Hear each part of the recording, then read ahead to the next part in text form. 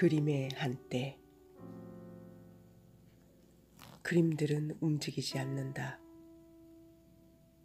한 그림을 반복해서 며칠간 혹은 몇 년간 들여다보는 경험에서의 독특함은 그 들여다보는 시간의 한가운데서 이미지는 변함없이 그대로 유지된다는 것이다.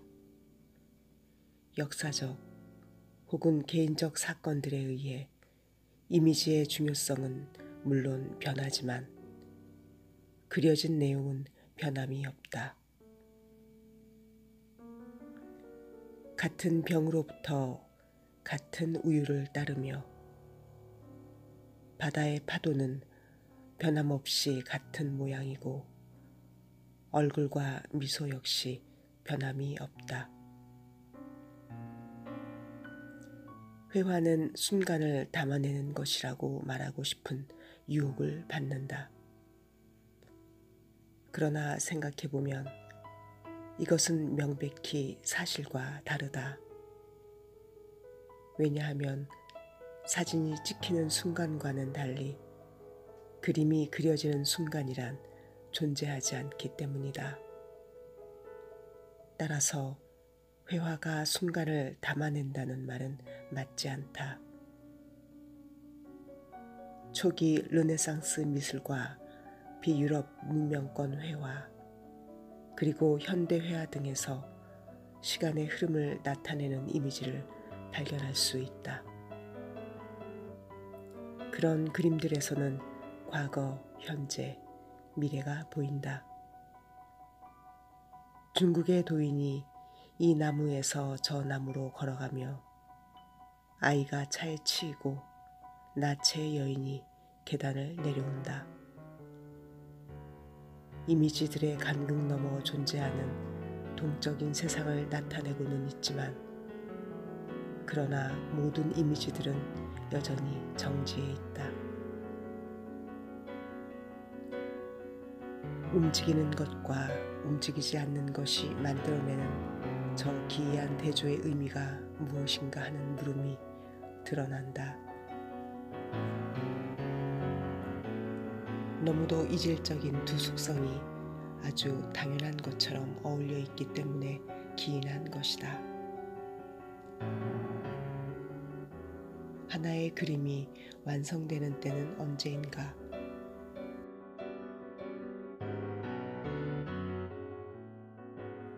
그것은 그림이 이미 있는 어떤 사물에 꼭 들어맞을 때가 아니다. 화가가 글이 되어야 한다고 느끼고 의도한 대로 그림이 보이는 예측했던 이상적 순간이 이루어지는 때를 말한다. 하나의 그림을 그리는 길고 짧은 과정은 그런 순간을 구성해가는 과정이다. 물론 그림이 보이는 순간에 대한 완벽한 예측은 불가능하며 따라서 그 순간을 회화로 완벽히 성취하는 것 역시 가능하지 않다.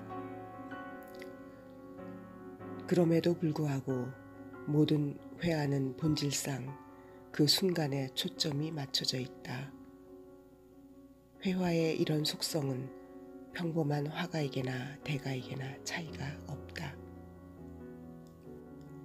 차이가 있다면 그림이 전달하려 한 것이 무엇인가와 또한 화가가 예측한 그 보이는 순간이 그림을 둘러싼 상황들이 바뀌었을 때 실제로 보이는 순간과 얼마나 가깝게 맞아 떨어지는가이다.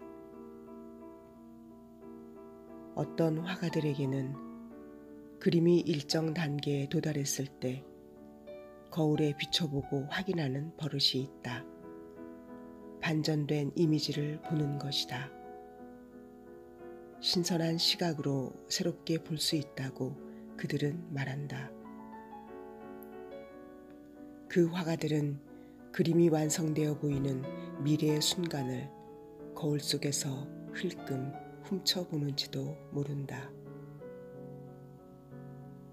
모든 완성된 그림은 1년 된 그림이든 500년 된 그림이든 이 순간 그림 앞에서 관객이 보고 있는 것들을 미리 예측한 과거로부터의 예언이다. 어떤 예언은 쉽게 낡아 그 자리를 잃는가 하면 또 다른 예언은 지속적인 진실로 남는다. 그렇다면 사람들로 하여금 그림의 그런 정적 이미지에 그토록 빠져들게 하는 것은 대체 어떤 이유에서일까? 정적이라는 그 이유 때문에 그림은 무력할 수밖에 없다고 내치는 것을 막아주는 것은 과연 무엇인가? 장래 어떤 식으로 보일까에 대한 그림이 가진 예언 능력이라고 말하는 것은 이 질문에 대한 진정한 답이 될 수 없다. 그런 예언들은 정적인 이미지에 대한 흥미가 지속될 것임을 가정하고 있다. 어째서 적어도 최근에 이르기까지 그런 가정이 정당화해 왔을까?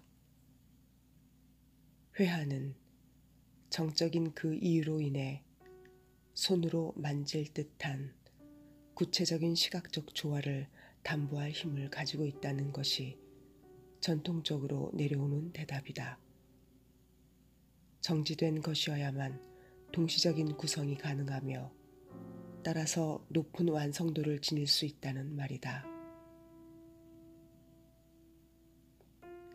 음악을 작곡할 경우 시간을 사용하기 때문에 시작과 끝을 가질 수밖에 없다. 회화는 물리적 대상으로 볼 경우에 한해 그 시작과 끝이 있다. 이미지의 차원에서는 시작도 끝도 없다. 회화에서 구성과 조화, 형식이 가능해지는 것은 회화의 이런 속성에 의해서다. 하지만 이런 방식의 설명들이 내겐 너무 제한적이고 미학적인 것으로 여겨진다. 역동적이고 생생한 모델과 그림으로 고정된 정적인 형태 사이에 이런 명백한 언물림의 대조가 존재하려면 거기엔 반드시 어떤 긍정적인 이점이 있어야 한다. 회화 이미지의 부동성이 영원성을 말하는 것은 아닐까? 그렇다고 회화가 보이는 자신의 모습에 대한 예언이라는 사실이 현대 아방가르드주의의 관점과 어떤 연관이 있는 것은 결코 아니다. 지금 오해를 받는 예언자들이 미래에는 반드시 모두 명예를 회복한다는 것이 그들의 관점이다. 과거, 현재, 미래는 영원성이라는 공통의 토대 위에 존재한다. 이 사실이 중요하다. 회화가 정적이기 때문에 회화 예술의 언어는 이런 영원성의 언어이다. 그러나 그 언어는 기하학과는 달라서 심미적이고 개별적이며 덧없는 것에 대해 얘기한다. 뱃사람은 수만리 먼 곳으로부터 한 통의 편지를 받는다. 아내는 저 절벽 너머의 먼 집에서 행복하다고 쓰고 있다. 아내의 편지는 말을 알아들을 수 없는 이국의 항구들에서 여인들과 보내는 밤들과 함께한다. 또한 바다를 건너가는 긴 세월을 저주하는 뱃사람에게 끝없을 듯한 그의 항해가 결국은 끝날이라고 설득한다.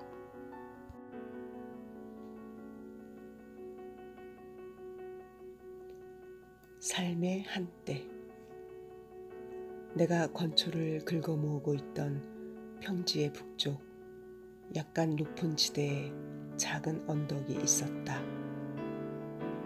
이 언덕에는 그냥 내버려진 세 그루의 배나무가 있었는데 두 그루는 잎이 무성했고 한 그루는 입 없이 앙상한 둥치만 남은 채 죽어 있었다. 커다란 흰 구름장들이 떠있는 파란 하늘이 나무들 뒤로 펼쳐져 있었다. 전혀 신경 쓰지 않았던 이 작은 풍경이 내 눈을 사로잡았고 나를 기쁘게 했다. 그냥 살아있는 생명을 느끼게 해주는, 알지도 못하고 별로 두드러진 곳도 없는 어떤 얼굴을 거리에서 보았을 때 그런 기쁨이었다. 잠시 후 나는 누군가가 나를 보고 있다는 느낌을 받았다. 순간 언덕 위에 어떤 사람이 서 있다는 생각, 혹은 한 소년이 배나무 위로 올라가고 있다는 생각이 들었다. 죽은 나무 하나를 사이에 두고 살아있는 두 나무가 서 있었다. 하지만 사람은 어디에도 없었다. 인간이 동물을 놀라게 할 때, 혹은 그 반대의 경우 그들의 시선이 움직이는 궤적에는 한순간 다른 모든 것이 배제된다. 마치 어떤 동물을 마주하고 있는 느낌이었다. 인간과 동물 사이에는 통상 평등한 존재감이 있다는 사실에서만 달랐다. 어떤 불평등이 거기 존재함을 느낄 수 있었다. 나를 바라보는 저 작은 풍경의 존재감이 나보다 월등했던 것이다. 세 그루의 배나무는 각기 다른 모습이었다. 나뭇가지들의 마디가 또렷이 드러났고 나뭇잎들이 움직이는 모습을 볼 수 있었다. 오후 내내 남풍과 북풍이 한 호흡보다 짧은 시간만큼 번갈아가며 부드러운 미풍으로 서로 다투듯 불고 있었다. 배나무 아래의 땅은 다른 곳과는 다르게 변해 있었다. 당신을 만나지 못했더라면 그렇게 일어나고 있던 그 변전을 무어라 이름 붙이지 못했을 것이다. 이제 이 나이가 되어 나는 말할 수 있다. 그건 사랑의 녹아듦이었다고. 세 그루 배나무, 그들이 서 있는 언덕, 맞은편 계곡, 수확이 끝난 들녘, 그리고 숲. 이 모든 것이 이리저리 휘돌고 있었다. 산들은 더욱 높아지고 나무와 들녘은 이만치 가까이 다가들었다. 눈에 보이는 모든 것이 나를 향해 다가왔다. 아니, 그보다는 모든 사물들이 내 존재가 무화해버린 그 자리를 향해 모여들었다는 편이 낫겠다. 그랬다. 나는 모든 곳에 있었다. 죽은 배나무에서와 마찬가지로